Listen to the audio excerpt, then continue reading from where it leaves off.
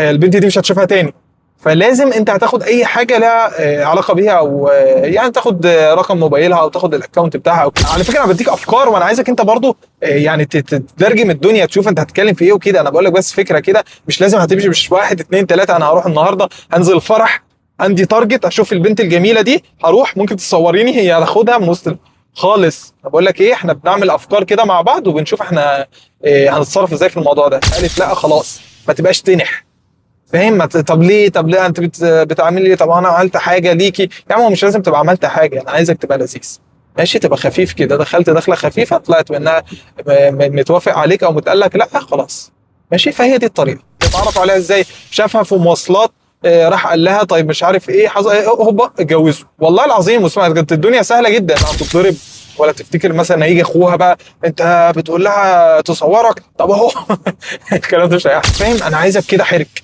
ومش برضه كل ده احنا مش بنتصاحب ولا بنشقط، احنا بنتعرف على البنت دي بنية ان شاء الله ان هي تبقى مراتي. اعرفك بقى بعد كده ازاي تقعد معاها، ازاي تتكلم وكده. وبعد كده بقول لها انا كنت بعمل الموضوع ده بس عشان اتعرف عليكي، عشان كنت معجب بيكي وكده ماشي، عشان ما يبقاش كده. تعرف بقى مثلا انت هتتكلم معاها بعد كده ازاي، او هتشوفها فين، تقول لها الشنطه بتاعتك جميله قوي، انا كنت عايز اجيب شنطه زي دي لاختي في عيد ميلادها، او لمامتي مثلا في عيد ميلادها، ومش عارف انت جايباها منين وبتاع. وتاني حاجه، لو هي بنت مثلا مش كده، اللي هي مش بنت هتلاقيها هتقعد تلعب بيك بقى، بقى معلش هتحطك في حته اللي هي ايه، خلينا اخوات احسن، وماشي بقى تعالى ولا بتاع. يعني بص، هيبقى موقفك في الحالتين وحش يا سيدي. انا قلت لك على الطريقه وتعرفت عليها، مش هتبقى عايز تكمل معاك. لازم هتعرف على بنت وهتخطبها وهتخش البيت وهتتجوزها، وبعد كده وهتتكلموا بقى وهتبقى صاحبتك ومراتك وكده. ضربات قلبه اللي هو لو في بنت مثلا جاي تتكلم معاه، جاي تساله في سؤال، جاي تعمل اي حاجه، ضربات قلبه بتأول ازاي هو يتعرف على البنت دي لحد ما يوصل ان شاء الله ان هو يتجوزها.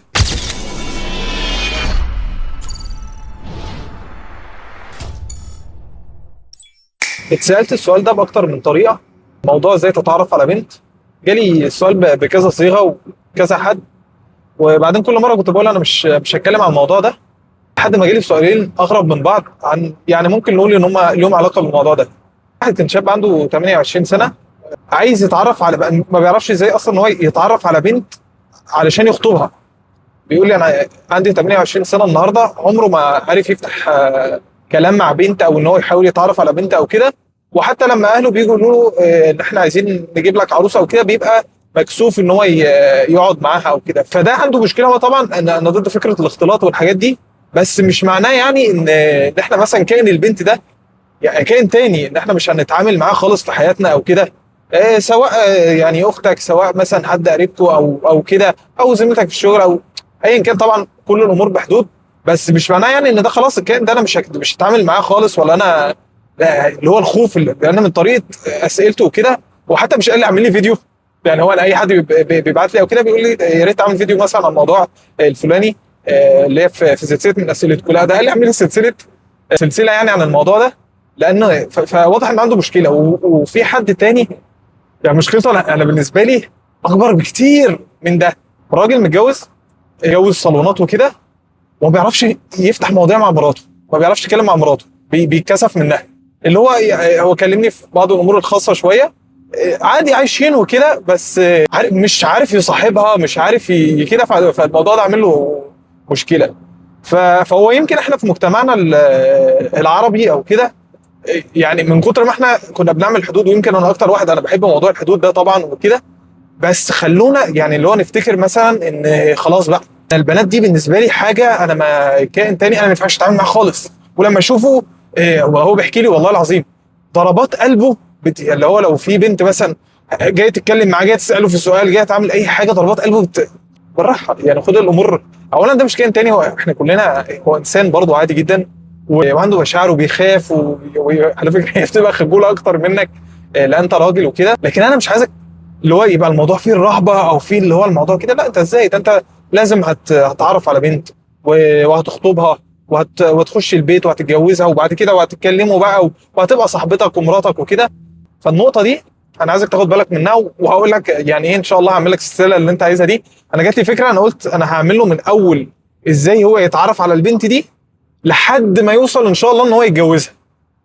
همشي معاه كده حتى يبقى هو على الاقل اقوله له بالطريقه الصحيحه او كده، يبقى برضو يمكن كذا حد يستفيد من الموضوع ده، ونبقى خلاص بقى اللي هو كله خلاص اللي هو راجل بقى يبقى مع بنتي، عشان ما حدش يقعد يلعب بقى بيهم ويتعرف على كذا بنت وكلام من ده. لا انا اقول له على الطريقه وهعمل لك السلسله يا سيدي اللي انت عايزها.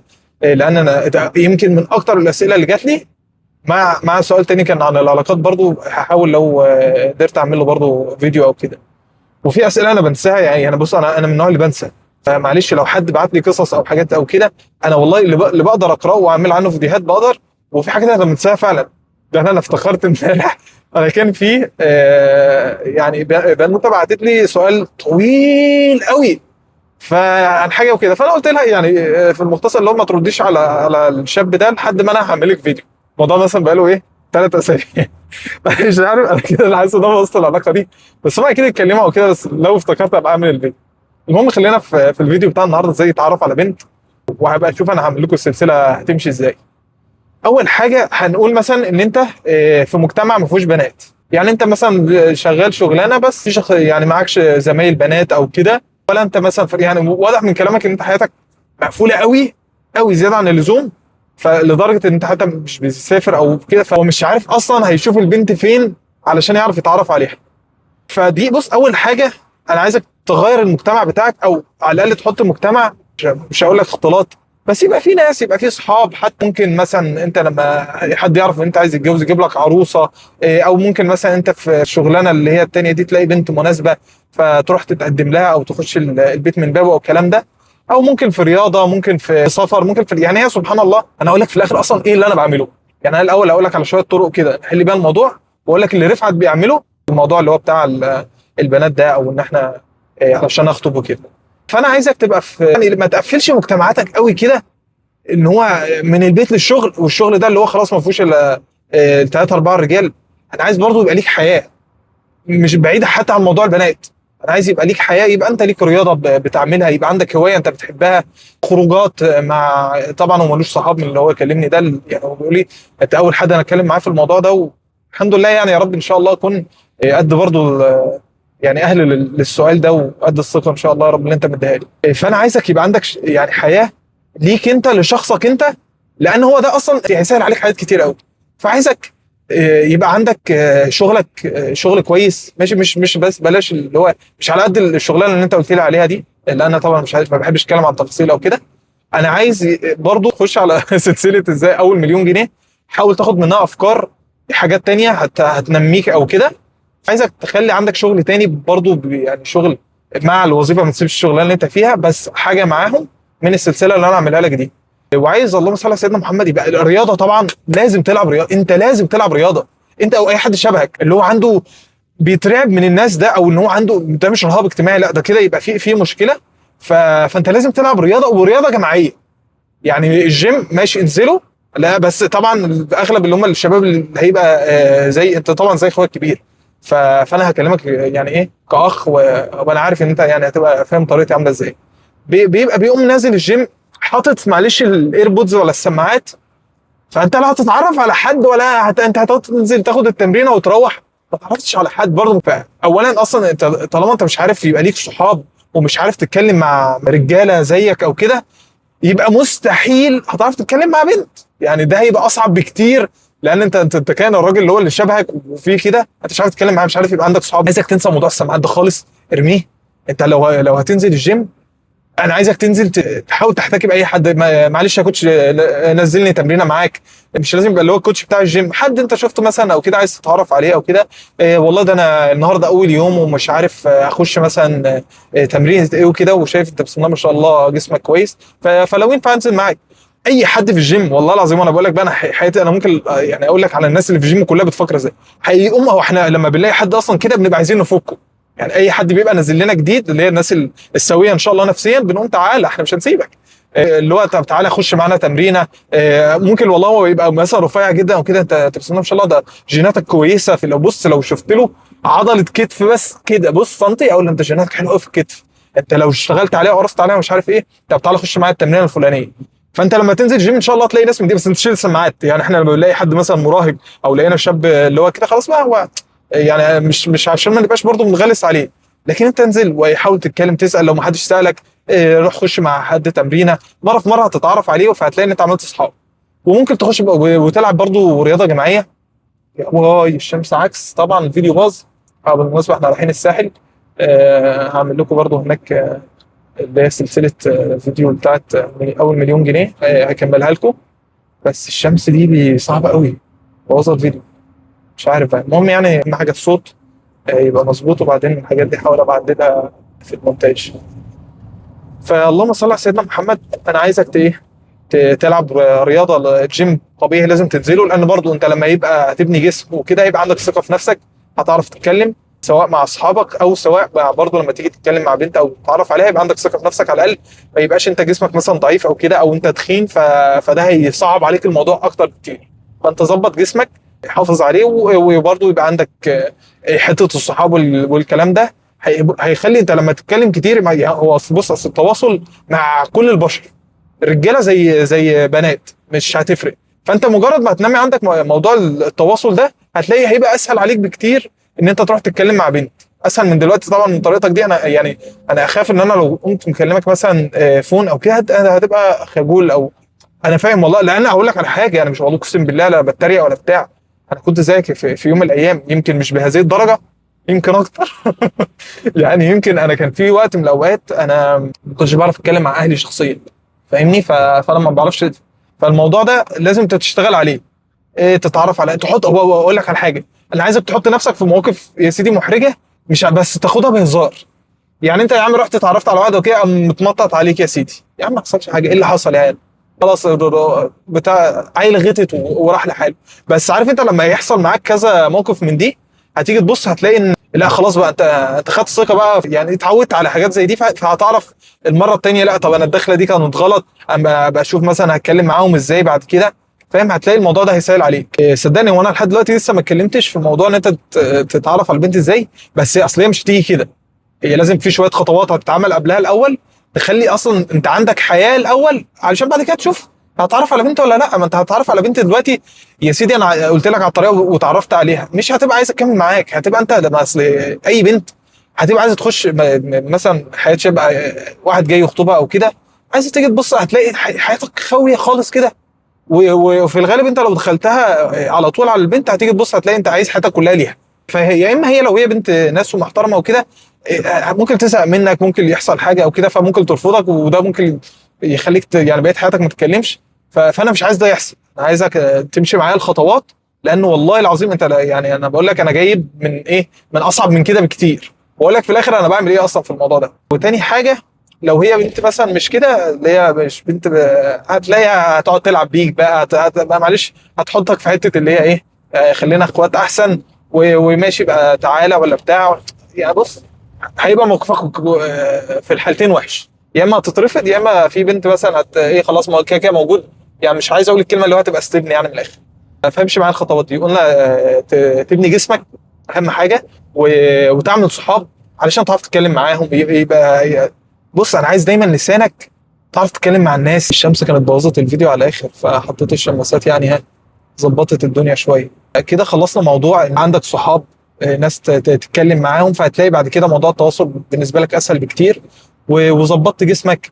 عايزك برضو تلبس هدوم، حاجه يعني شكلها اولا هدوم انت بتحبها، وهدوم شيك، يعني ما تبقاش ماشي مهرجل كده لا انا عايزك دايما هدومك منسقه، واخد بالك من نفسك، بتستحمى ارجوكم. يعني الناس دي بقى رساله يمكن اقولها من الفيديو، يا شباب يعني ما ينفعش يعدي يوم من غير ما تاخد شاور، يعني على الاقل مره في اليوم. خصوصا كمان لو انت بتلعب رياضه او حاجه زي كده، لان انا والله العظيم طبعا بنشوف في الموضوع ده حاجات صعبه قوي. لازم ريحتك تبقى حلوه، شكلك يبقى منسق كده.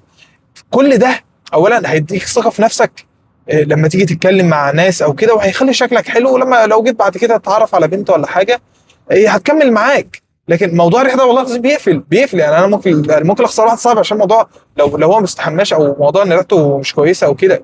وموضوع الشكل برضو كل ده بيفرق معاك. فانت ظبطت جسمك، ظبطت شكلك، صحابك، لبسك، ريحتك، حاجه. بص يبقى انت كده الاول ايه، حياتك تبقى متظبطه، وبعدين بقى نشوف الايه الخطوه اللي بعدها. شغلك طبعا اول حاجه لازم تبقى ناجح في شغلك، ويبقى عندك طموح. يعني دايما ماشي، ما تفضلش ولا مش عايش بقيت حياتك كلها شغال في الوظيفه دي. سواء انت الشاب دلوقتي عندك 28 سنه، يعتبر برضو مش صغير ومش كبير قوي يعني، احنا في سن بعض برضو الكلام. بس انا برضو مش عايز حياتي كلها تبقى كده، لا، يبقى عندي طموح، حاجه عايز اعملها، سواء اولا طموح في جسم، عايز احسن من جسمي، طموح في شغلي، طموح وعامه البنات بتحب الراجل الطموح او كده. انت لما هتظبط حياتك هتيجي اصلا، هيبقى ممكن في بنت هتبقى هي عايزه تتعرف عليك. انت يعني فاهم، يعني هتسهل عليك خطوه بقى، بدل ما انت اللي انت تروح تتعرف على بنت او كده، البنت هتبقى عايزه تتعرف عليك بطريقه، تيجي تتكلم معاك انت. يعني فاهم، طبعا كل ده علشان ما احنا ما ايه، مش عايزين جو شقط وكلام من ده.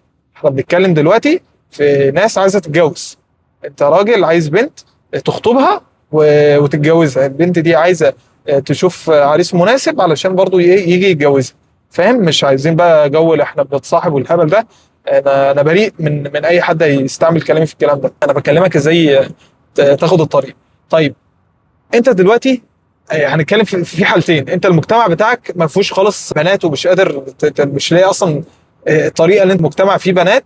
وفي الطريقه الثانيه ان انت مثلا قرايبك البنات من بعيد او من قريب، صاحبات مثلا اختك في النادي، مثلا لما انت بتوصل اختك في النادي، في الشغل عندك زمايل او كده. ده اسهل بكتير. ماشي، خلينا نبدا بالاسهل وبعدين نخش على الاصعب. اللي انت عندك في مجتمعك فيه اكتر من بنت او كده.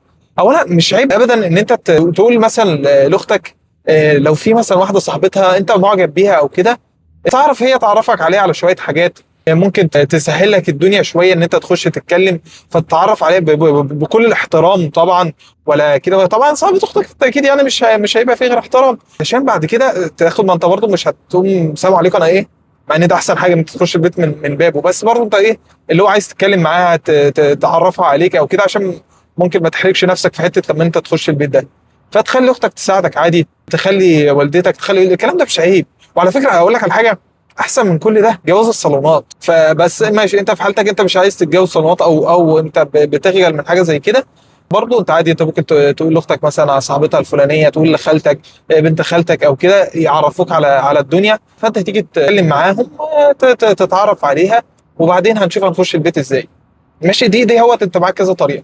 زميلتك في الشغل، فانت معجب بزميلتك في الشغل، تمام، ومش عارف تخش على طول اللي هو ده انا معجب بيكي، وانا مش عايز ده اصلا. انا مش عايز السلام عليكم انا معجب بيكي دي. ماشي، لان هي سمعت الكلام ده كتير وفاهم، ممكن الناس اصلا ما عجبوش بيها ولا حاجه وبيقولوا لها الكلام ده، خصوصا لو هي بنت جميله او كده، اللي هو خلاص بقى انت هتبقى واحد من ضمن ايه، 1000 واحد قبلها قالوا لها. بالمناسبه الفيديو ده انا هيبقى فيه بنات بتتفرج الموضوع محرج شويتين بس. ماشي، ادينا اهم حاجه عشان نساعد بقى اولا اخواتي الصغيرين او الكبار اللي عايزين يعرفوا الموضوع ده وعندهم موضوع الخجل الشديد من البنت. فانا عايز اولا انا عايز اقلل رهبتك من ناحيه الموضوع ده، والله العظيم. هي بتبقى مكسوفه اكتر منك بالاف المرات، فانا عايزك انت دايما يعني، او يمكن دي حاجه من اللي كانت بتطمني او بتخلي عندي ثقه في النفس، ان دايما انا ابقى عارف ان انا زي ما انا خجول، اللي قدامي ده خجول برضه من حاجات وكده، فاحنا الاثنين زي بعض، ومش داخل عليا بقى خلاص، أنا مش داخل على رئيس جمهوريه. فاحنا بني ادمين كلنا عندنا مشاعر الخوف، عندنا الخجل والكلام من ده. فما يخلكش يعني مرعوب، لا، هي ما انت مكسوف، هي مكسوفه قدك 10 مرات. فالمفروض انت كراجل بقى او كده، انت تحاول تكسر الحاجز بتاع الكسوف بتاعه، طبعا بكل بص، اي حاجه باحترام او كده. فيا جدعان والنبي، لا نبعد عن الدين ولا نبعد، يعني مش عايزين يبقى فيه برضه جو من ده. انا هنبه الموضوع ده كذا مره. فانت لما تيجي تخش تخليها، لا طب في ايه، طب انت مكسوفه من ايه، طيب اللي هو بتتعرف عليها او كده وتسيح الجليد زي ما بيقولوا، بقى دمك خفيف. ما تبقاش ماشي برضه مش اراجوز يعني، لا، بس اللي هو تهزر مع زمايلك كلهم يعني، مش لازم مع البنت دي او كده. فهي عشان بس اللي هي تبتدي تاخد بالها منك. ماشي، فهو تبقى انت لا ده انت شكلك مختلف او كده، عشان لما تيجي تخش، ما يعني هي ممكن اصلا يبقى معجبه بيك او كده، وممكن تصدك برضه في الغالب، لان هم يعني الموضوع لو هي مكسوفه او كده، او هي مش عايزه مثلا تبان ان هي بنت يعني عارف دلع بنات بقى. فاللهم صل على سيدنا محمد. فانت انا عايزك الاول ايه، يبقى كل اللي معاك في الشغل صحابك، يبقى انت شاطر في شغلك بتاع، هي ممكن تيجي تسالك اصلا عن حاجه، الموضوع ده بيتعمل ازاي او كده، فاهم، هتلاقي الدنيا هتمشي معاك. طيب انت لقيت وكده وحسيت ان في من البنت دي قبول، فمش عيب ابدا. بص، انا ما بحبش الطريقه على فكره، يعني انا ما بحبش ان هو اعمل طريقه عشان اخش اتكلم. انا كارفه النصارح جدا. فانا ممكن الالبوم داخل على طول او كده من غير احراج او كده، يعني ليا طريقتي. لكن ماشي، انت ممكن في حالتك دي تحاول تشوف اي حاجه وتخش بقى تفتح معاه موضوع. يعني مثلا عيد ميلاد مامتك مثلا، او هو مش عيد ميلاد، انت بص بتعمل الموضوع بس عشان تخش، وبعد كده بقول لها انا كنت بعمل الموضوع ده بس عشان اتعرف عليكي، عشان كنت معجب بيكي وكده. ماشي، عشان ما يبقاش كذبه، يعني دي مش كذبه يعني، ده انت طريقه بس. فتخش تقول لها الشنطه بتاعتك جميله قوي، انا كنت عايز اجيب شنطه زي دي لاختي في عيد ميلادها، او لمامتي مثلا في عيد ميلادها، ومش عارف انت جايباها منين وبتاع. هي هتبقى مبسوطه جدا ان انت واخد بالك مثلا من الشنطه بتاعتها، وان هي عجبتك. فهي هتقعد تتكلم معاك بقى، وهتقول لك اه لا ده هي الشنطه دي، ده والله ده انا كنت جايباها من المكان الفلاني، ده هي فعلا ده فيها وفيها وفيها، فاهم؟ وهتلاقي هي اللي عايزه تتكلم معاك، لانهم عامه البنات اصلا بيحبوا بودانهم. فانت لو دخلت جملت اي حاجه فيها ما بتعكسش ولا ما تعكسش. انا بقول لك تخش تجمل الشنطه بتاعتها، لا ده النضاره دي جميله، انت جايبه الساعه دي منين، او فاهم حاجات كده. فاي حاجه هي فيها طبعا هي بتبقى نازله اصلا باصه قدام المرايه، عايزه تبقى في اجمل حاجه. هم البنات بيحبوا يبقوا جمال. فانت لما تيجي تجملها بقى على الشنطه بتاعتها، فهي هتلاقيها انت خسرت حاجه. فانت خلاص الموضوع هيبقى بالنسبه لك سهل جدا. ده انا جبت الشنطه دي من المكان الفلاني، والله ده كان في منها لون ولون، ده انا جبت اللون ده، انا كنت عايز اجيب اللون التاني بقى لو هي عايزه تحسن بقى ان في حاجه احسن او كده. فهتلاقي الدنيا ايه، وانت بتتكلم وهي بتتكلم، فهتلاقي الدنيا بقت لذيذه. حاجه في حاجه هتيجي بعد كده انت هتقول لها ده انا رحت والله المكان اللي انت قلت لي عليه، رحت جبت منها الشنطه، والشنطه عجبت مامتي قوي ومش عارف ايه. وهي هتاخد بالها بقى برضه ان انت كمان ايه، ده انت راح تجيب شنطه لمامتك او كده. فهي فاهم، هتشوف ان انت حد اللي هو جميل يعني او كده، اللي هو بتشوف بياخد باله من مامته او كده، فاهم؟ انا قلت لك انا ما بحبش الطرق، اقسم بالله انا عمري ما عرفت الطريقه دي خالص في حياتي. بس دي انت ممكن تستعملها ومش عيب ومش حرام، طريقه انت بتتعرف بيها على البنت اللي انت معجب بيها، واللي انت عايز تتجوزها ان شاء الله. ماشي. فهو وعايزك انت بقى فاهم تبقى تشغل دماغك بقى في الحاجات دي. يعني انا مش لازم اقول لك عليه بالظبط تعمله، فاهم؟ انا بقول لك بس ايه، فكره او حاجه انت ممكن تعملها. ماشي. ده بالنسبه لك. وبرضه ايا كان، برضه لو هي مثلا صاحبه اختك او كده، انا عايزك دايما ايه، تشغل دماغك بقى في الحته دي. ازاي انا هخش اعمل؟ انا قلت لك ايه، ادي فكره. ممكن والله العظيم وانا قاعد معاك، يعني انا مثلا هي واحده صاحبه اختك، فانت بتوصل اختك النادي مثلا، فممكن عادي تقوم قايل لها في مره طيب تعالي معانا مثلا بالعربيه، ده انا هوصلك والله، ان هاخدك في طريقنا او كده. طيب انت بتبقي امتى بتروحي التمرين امتى او كده؟ انا ممكن ابقى يعني انا واختي نبقى نعدي عليكي بالعربيه او بالفاهم. انا عايزك دايما تبقى ايه، تاخد الامور دي بالراحه كانه واحد صاحبك. اتعامل دايما مع البنت دي كانها مثلا او واحد انت عايز تتعرف عليه ان هو كصاحبك، يعني كده، اللي هو ما تخافش من ان هي برضه هي فاهم كان رقيق او كده. ما تخافش، ما يبقاش عندك رهبه من الموضوع. فانت فكر في طريقه، انت طبعا يبقى عندك بقى يعني شوف ايا كان الموقف اللي حواليك، واربط بيه اي حاجه واطلع بيها كده. انا عايزك تبقى ذكي جدا في الحته دي.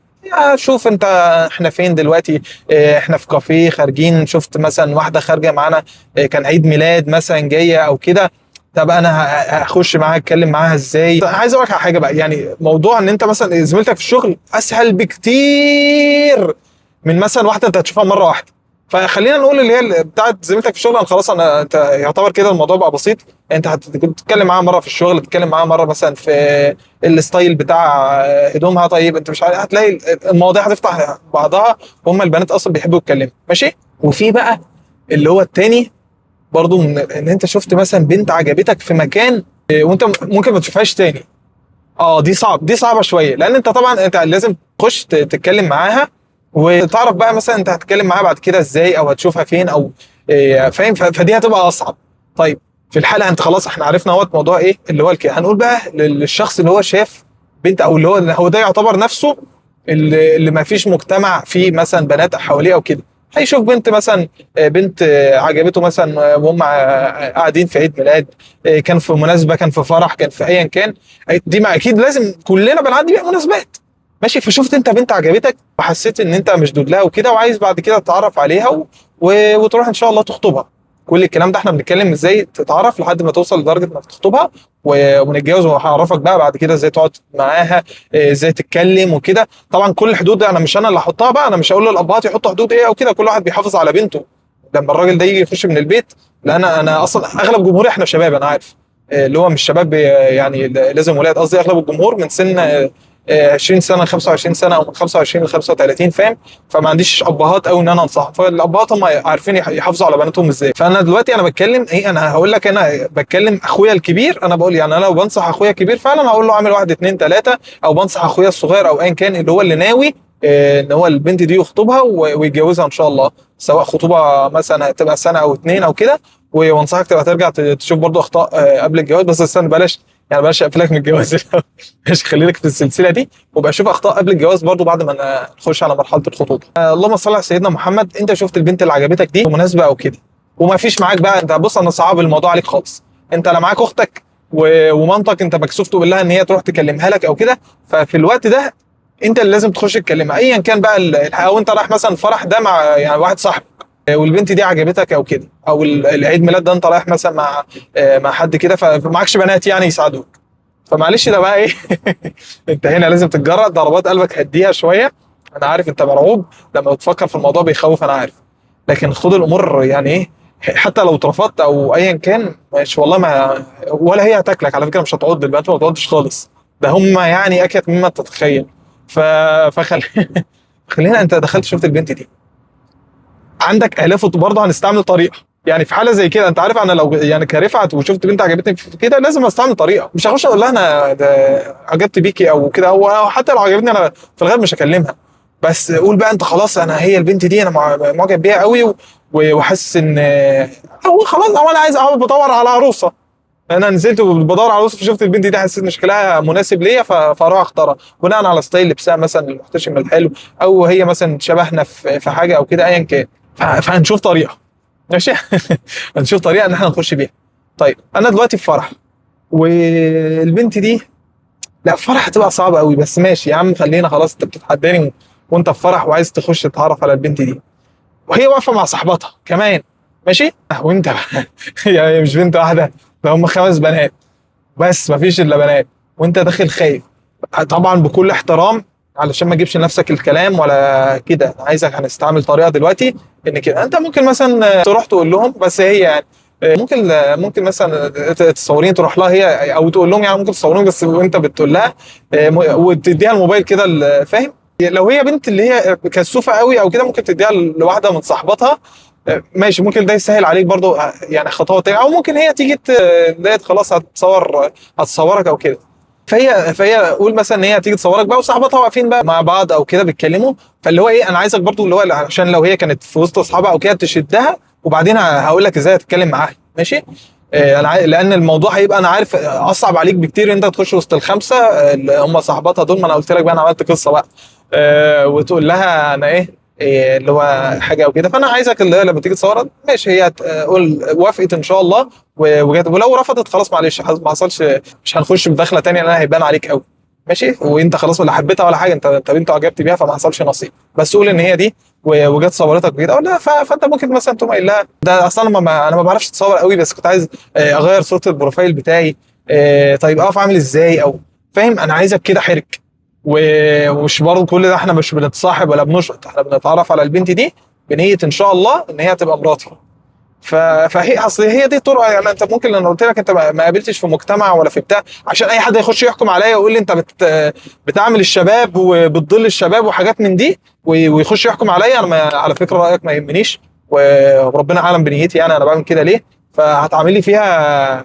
مش هقول لك انا حتى انا ما بحبش حد اقول ان حد بيستشخ او كده، بس انا كل ده انا بتكلم انا نيتي ان الراجل ده يخش يتعرف على بنت ويتجوز بدل ما هو عيني بقى عنده 28 سنه مش عارف يتكلم معاها، هو او اكيد في زيه يعني عشرات ومئات، فاكيد في ناس هتستفيد من الموضوع ده ماشي، فهي جت في الاول مثلا انت خلاص هو ابتديت تتكلم معاها او كده، هنا ما لازم خلاص مش تصورك وتمشي، انت البنت دي مش هتشوفها تاني، فلازم انت هتاخد اي حاجه لها علاقه بيها او يعني تاخد رقم موبايلها او تاخد الاكونت بتاعها او كده، فرقم الموبايل ممكن يبقى صعب، انت لو قمت قايل لها ايه انا عايز رقم موبايلك او كده، لا هي بنت بقى محترمه وكده فمش هتديك رقمها ما تعرفكش، فانت ممكن تقول لها احنا اتكلمنا مثلا في الحته دي، فتقول لها على فكره انا بديك افكار وانا عايزك انت برضو يعني تترجم الدنيا تشوف انت هتتكلم في ايه وكده، انا بقول لك بس فكره كده مش لازم هتمشي مش 1 2 3 انا هروح النهارده هنزل الفرح عندي تارجت اشوف البنت الجميله دي هروح ممكن تصوريني هي هاخدها من وسط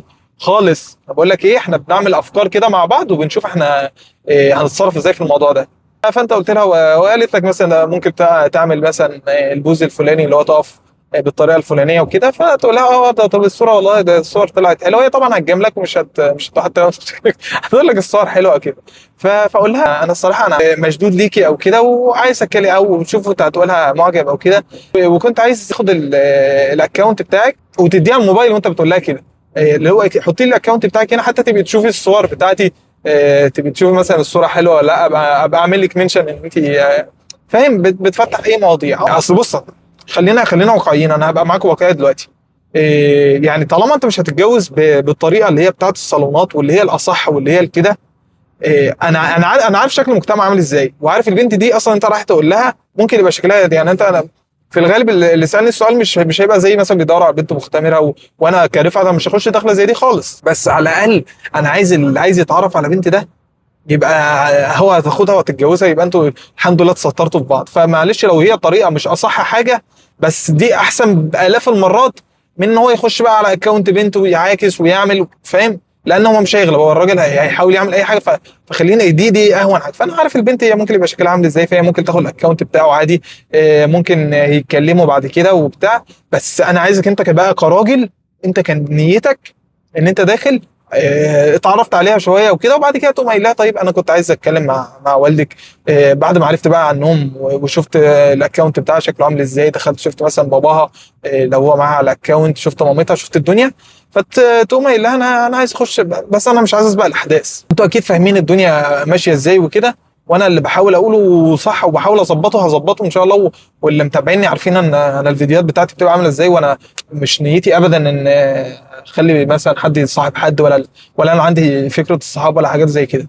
فخليك بقى ايه، انا قلت لك دي طريقه، وانت ممكن تشوف برضو الف طريقه. ده اللي انا حطيتك في موقف صعب اصلا، ان هو فرح وفي بنات وفي مش عارف ايه. وعلى فكره ولو قالت لك لا او كده عادي، ما حصلش حاجه. ايه يا عم اتقال لك لا؟ ما انا عايز اصلا الواحد اللي هو خلاص جلدك يتخن كده، اتقال لك لا مره، اتقال لك لا اتنين، ان شاء الله التالتة هتظبط. ومش برضو ان هو مش بنعمل كده، لا احنا بنعمل كده علشان نتجوز ان شاء الله. البنت دي مش لازم هي بتعمل كده عشان انت فيك عيب معين، لا هو ممكن بس هي مكسوفه، ممكن في الموقف ده هي كانت مكسوفه من صحابها، من صاحباتها، من قرايبها موجودين او كده، فاهمني؟ بس انا مش عايزك تعمل مشاكل وتخش تعاكس ولا كده. انت دخلت، انا قلت لك عادي صورتها علشان لو حد مثلا من اخواتها موجود او بتاع، يبقى انت ما عملتش اي حاجه عيب. انت دخلت قلت لها ممكن تصوريني، صورتك الصوره، طيب انا ممكن كده يبقى الحمد لله، وتتكلموا بعد كده. قالت لك لا طيب خلاص ماشي، انا ما كانش قصدي اترخم عليكي، انا بس انا كان كنت اتشديت ليكي يعني او كده وبس، فاهم؟ وتطلع بالطريقه كده. فالموضوع ما فيهوش اي احراج ليك، ولا هيجيب لك مشاكل، ما تقلقش يعني. انت لو دخلت بالطريقه المحترمه، ما عكستش واتكلمت زي ما انا بقول لك كده وبطرق شبهها، بس ما يبقاش فيها اي ما تقلقش، مش هتتهان يعني، ولا هتتضرب، ولا تفتكر مثلا هيجي اخوها بقى انت بتقول لها تصورك، طب اهو الكلام ده مش هيحصل، فاهم؟ يعني اقصى حاجه هتحصل ان هي تقوم قايله لك لا بقى وكده، او مش هينفع والله، او فاهم بالطريقه. لان الدنيا دلوقتي انا عارف شكلها عامل ازاي اهو. يبقى انت كده انا عرفتك ازاي. ده بالنسبه اللي كان معاه في المجتمع، بنات اللي معاه في الشغل، البنات اللي معاك في كده، او فالطريقتين. في طريقه اللي هي الاسهل بكتير، ان هي بنت دي انت هتشوفها اكتر من مره، دي اسهل لك الف مره. ويعني انت لو بتدور على عروسه، يبقى الاحسن تحاول تشوف اللي هي البنت اللي معاك في المكان الفلاني او كده، لان الطريقه التانيه دي اصعب شويه.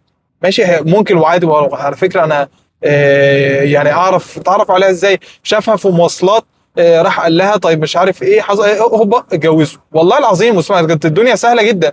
ودلوقتي هي يعني بس مش سهله، ان هي على فكره تيسير الجواز ده حاجه حلوه، فاهمني؟ فاللي هو يعني قصدي خلاص هو عجب الراجل، كان صريح. انت عارف احلى حاجه الصراحه والله، انت راجل معجب بيها، انا داخل انا معجب بيكي والله، كنت مثلا بدور على عروسه او مش عارف ايه او كده، يا الله على الجمال، دي هتبقى اسهل لك برضه.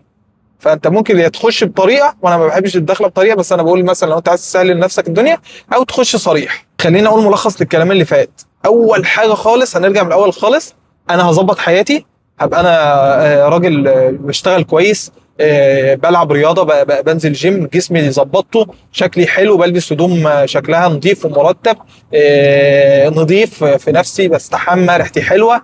فاهم؟ انا ظبطت اول حاجه هي هتبص لك هي ايه؟ شكلك. هي ما تعرفكش اكيد، اصلا مش هنقول بقى ان البنت مثلا هتتعرف على شخصيتك، هي ولا انت هتتعرفت على شخصيتها. انت شفت بنت شكلها حلو مناسب بالنسبه لك، لابسه لبس زي شبهكوا او كده، فهو ده اللي شدك ليها. نفس الكلام برضه هي، انت داخل عليها عيل مهرجل وبايظ وريحتك وحشه ويعني ممكن تستف عليك. فاهمني؟ لكن انت داخل شكلك حلو، طريقتك في الكلام لبق، بتتكلم بالراحه، بتتكلم بذوق، مش هتحرجك. ما هو حاجه من الاثنين، يا اما هتوافق يا اما هتقول لك بمنتهى الذوق فاهمني؟ فانت ظبطت شكلك، جسمك، طريقه كلامك، بقى عندك صحاب، عندك طموح. فاهم؟ لكن لو انت دخلت وانت حياتك بس ان انت عايز تتعرف على البنت دي، لو قالت لك لا، حياتك هتبقى جحيم. هتفتكر بقى ان انا اترفضت، وان انت كنت بتحبها اصلا وانت ما شفتهاش الا مره ولا اتنين، هتفتكر ان انا كنت بحبها واترفضت وكده. لكن وقتها عادي هتقوم رايح حاكي لاصحابك، ده انا عملت، ده انا كنت اهبل يا جدعان، ده انا رحت والله في بنت عجبتني ورحت اتعرف عليها قالت لي لا ومش عارف ايه، وهتاخدوا الموضوع بهزار والموضوع خلص. او انت هتنزل تمرينه مثلا، مش هتتكلم مع اصحابك، هتحرج تحكي لهم موقف زي ده، هتاخد تمرين صدر جامده كده هتيجي هتلاقي ان خلاص بقى طلعت طاقه الغضب او كده. فوالله العظيم اقسم بالله الكلام اللي بكلمك فيه ده، اصلا انا كنت زيك وكنت اكتر منك. فهتيجي تبص هتلاقي يعني لما هتبقى حياتك مليانه او هتنزل الشغل او كده، خلاص بقى ان هو موقف وعدى، انا اتشغلت نسيته اصلا. يا عم يا ما عدينا. وانا ممكن احكي لك على مواقف حصلت لي عادي، احرج ايام بقى ثانوي بقى، ايام ما انا كنت خجول، كان ايام ثانوي وكده، مواقف محرجه وحاجات بتحصل وكده. لكن هتيجي بعد كده والله هتطلع على الكلام ده وتقول يا ايه اللي انا كنت بعمله ده او كده، او انا اتعلمت من ازاي مثلا ايه الغلطه اللي انا عملتها المره اللي فاتت فما عملها، او ممكن انا ما عملتش اي غلطه عادي واجرب، بس هي البنت اللي كانت، او ممكن تبقى كانت بنت مرتبطه اصلا وكده. فاهم؟ فالدنيا انا عايزك تاخد الدنيا بالراحه، ما فيش حاجه تخوف، لسانك يبقى حلو، ولا تحرجها ولا تعمل ولا كده، تعرف عليها بالطريقه اللي هو ايه، بمنتهى الذوق والهدوء والكده. قالت لا خلاص، ما تبقاش تنح. فاهم؟ طب ليه، طب ليه انت بتعمل لي، طب انا عملت حاجه ليكي يا عم؟ مش لازم تبقى عملت حاجه، انا عايزك تبقى لذيذ ماشي، تبقى خفيف كده، دخلت دخله خفيفه طلعت منها متوافق عليك او متقال لك لا، خلاص ماشي. فهي دي الطريقه.